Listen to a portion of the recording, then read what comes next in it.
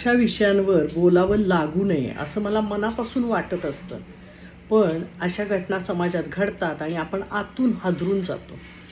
एक स्त्री म्हणून, एका मुलीचे पालक म्हणून. म्हणजे 4 वर्षाच्या मुलीवर बलात्कार करणारा तो नराधम कांबळे. त्याला ताबडतोब शिक्षा व्हायला पाहिजे. पण होतंय काय तर त्याची क्षमता चाचणी. त्याची क्षमता चाचणी करून तुम्ही काय पाहताय?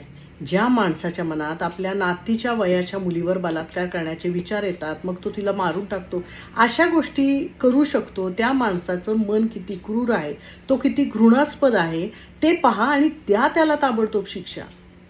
अशी शिक्षा की ज्यामुळे लोकांच्या अंगावर काटा आला पाहिजे. पुन्हा असा विचार करणाऱ्या माणसाला सुद्धा भीती वाटली पाहिजे. पण असं घडत नाही ना. अशा लोकांना भीती वाटत नाही, कारण आता आपला सरकार, न्यायालय, पोलीस सगळ्यावरचा विश्वास उडत चाललाय. आता भ्यायचं कुणी तर मुलींनी, मुलींच्या पालकांनी. कारण असे लोक बेलवर बाहेर फिरतायत. जेव्हा सरकारला काही करायचं असतं, काही निर्णय घ्यायचे असतात, तेव्हा ते कोणत्याही वेळी ताबडतोब घेतले जातात. मग हा निर्णय घ्यायला उशीर का होतोय? बरं, ही काही पहिली घटना नाही. अशा अनेक घटना मध्ये मध्ये घडत राहतात आणि अशी लोक बेलवर समाजात मोकळे फिरत राहतात.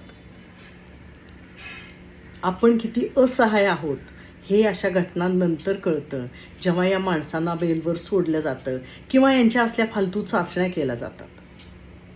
पटकन काहीतरी शिक्षा द्यावी असं कुणालाच वाटत नाही. फक्त आपण बोलत राहतो.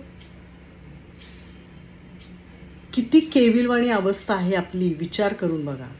आणि आपण रामराज्य, शिवाजी महाराजांचं हिंदवी स्वराज्य अशा फक्त बाता मारतो. ॲक्च्युली आचरणात काहीच येत नाही.